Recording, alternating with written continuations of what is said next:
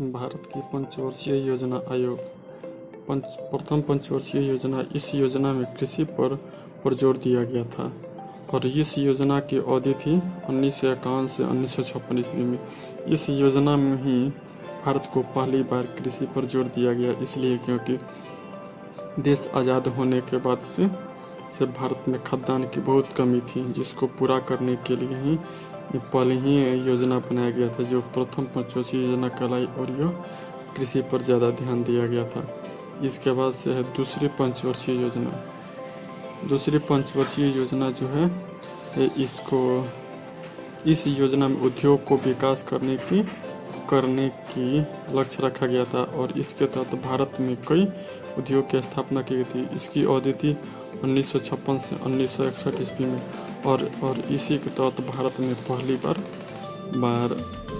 बोकारो, छत्तीसगढ़ एवं झारखंड में कई नए लौह उद्योग की स्थापना की गई थी। उसके बाद आइए तृतीय पंचवर्षीय योजना। तृतीय पंचवर्षीय योजना जो है, इस योजना में कृषि एवं उद्योग दोनों के विकास करने की बात कही गई थी और इस योजना की अवधि 1961 से 1966 ईस्वी में। इस योजना में जब भारत में देखा गया कि कृषि और उद्योग दोनों की बहुत आवश्यकता है, तो इसलिए इसको कॉमन ला करके कृषि और विकास के लिए इस योजना को बनाया गया था। ठीक। और चौथी पंचवर्षीय योजना। इस योजना में भी सभी को न्याय दिलाने और गरीबी का उन्मूलन करने का लक्ष्य रखा गया था जो असफल रहा। इस योजना में भारत में विकास की दर को बढ़ाना था। भारत में सभी अनुसूचित और वंचित लोगों को न्याय दिलाने की बात कही गई थी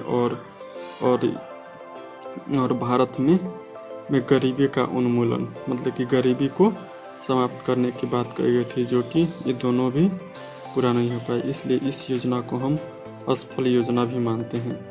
और नोट, तीसरी पंचवर्षीय योजना और पांचवी पंचवर्षीय योजना के बीच लगभग 3 वर्ष का अंतराल है इन दोनों योजनाओं के लिए, क्योंकि तीसरी पंचवर्षीय योजना 1966 ईस्वी तक चला और चौथी पंचवर्षीय योजना 1969 ईस्वी में चालू किया गया, यानी इन दोनों के बीच में करीब 3 वर्षों का अंतराल रहा। उसके बाद से आइए पांचवी पंचवर्षीय योजना।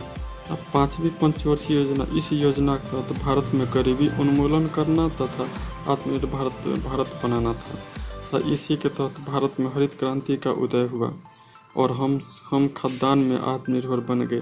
इस योजना की अवधि थी 1974 से 1979 ईस्वी और इस योजना के तहत भारत में हरित क्रांति हुआ और हम गेहूं के उत्पादन करने में आत्मनिर्भर हुए और इसी के साथ साथ चावल के भी उत्पादन बढ़ने लगा और सब बहुत सी खाद्यान्नों पे हम आत्मनिर्भर। छठी पंचवर्षीय योजना। इस योजना में कुछ नया न करते हुए पिछली वाली जो पंचवर्षीय योजना थी उसी योजना पर जोर दिया गया ताकि इस योजना के तहत हम विकास के लक्ष्य को और ज़्यादा से ज़्यादा प्राप्त कर सके। और इस योजना का जो अवधि है वो 1980 से 1985 ईस्वी है। उसके बाद से सातवीं पंचवर्षीय योजना। इस योजना के तहत भारत में खाद्यान्न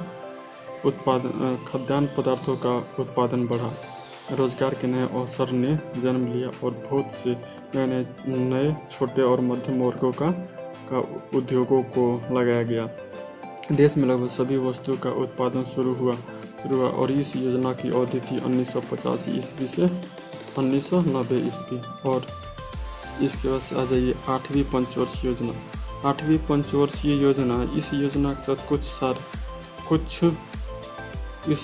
इस योजना के तहत बहुत सारे कारखाना लगाया गया जिसमें नए नए रोजगार का सृजन हुआ और इसी के समय पहली बार जनसंख्या नियंत्रण की बात सामने आई और इस योजना की अवधि 1992 से 1997 ईस्वी तक। और इसके बाद से नोट, और इसमें सातवीं और आठवीं पंचवर्षीय योजना के बीच में भी 2 साल का अंतराल है। नौवीं पंचवर्षीय योजना। इस योजना का मुख्य लक्ष्य भारत के विकास का दर 7% करना था, इसलिए निर्यात पर जोर दिया गया और इसका और इस योजना की अवधि भी 1997 से 2002 थी। 1997 से 2002 थी और इस योजना के तहत भारत बहुत सारे खाद्य पदार्थों, लौह वस्तुएं, इस्पात, कपड़ा, मसाले आदि का निर्यात करना शुरू किया। 10वीं पंचवर्षीय योजना। इस योजना के तहत देश के भीतर रोजगार के नए अवसर को पैदा करना था और उत्तम क्वालिटी के उत्पादन करना था। निर्यात को भी बढ़ावा देना था। इस योजना की अवधि थी 2002 से 2007। इस 10वीं योजना के तहत भारत लौह उद्योग में आपको इस्पात का निर्यात में अग्रणी हो गया। उसके बाद से लोहा का निर्यात करने लगा। बहुत सारे कोयले के जो होता है ग्रुप, उसमें भी यह कोयला निर्यात में भी बढ़ावा दिया गया। उसके बाद से आपको बहुत सारे कारें बना करके भारत से बाहर जाने लगी।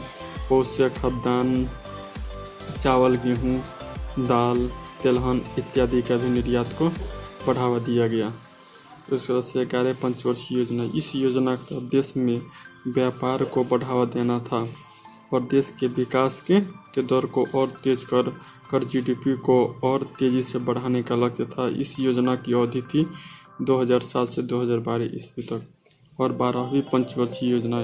इस योजना के तहत देश में विकास के साथ स्वास्थ्य, शिक्षा और स्वच्छ भारत के साथ समग्र विकास करने पर जोर दिया गया था। यह योजना भी असफल रहा, अर्थात इसे बीच में ही रोकना पड़ा। रोकने का कारण सरकार का बदलना था। यूपीए पार्टी जो है उसकी डॉक्टर मनमोहन सिंह की जो सरकार चली गई और नई सरकार बनी एनडीए की, नरेंद्र मोदी की सरकार का 2014 में बनी और इसने योजना आयोग का गठन कर दिया गया और एक नया आयोग बना जिसका नाम था नीति आयोग और यह 1 जनवरी 2015 से लागू हो गया। अब योजना आयोग को ही नीति आयोग के नाम से जाना जाता है।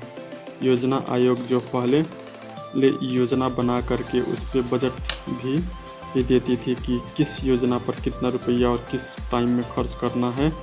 यह अधिकार नीति आयोग से छीन करके नीति आयोग को सिर्फ किसी भी विषय पर नीति बना करके भारत सरकार को बताना है और भारत सरकार ही उस पर डिसाइड करेगा कि किस योजना या किस नीति पर कितना रुपया खर्च किया जाए। इसलिए योजना आयोग का जो पहले का जितना भी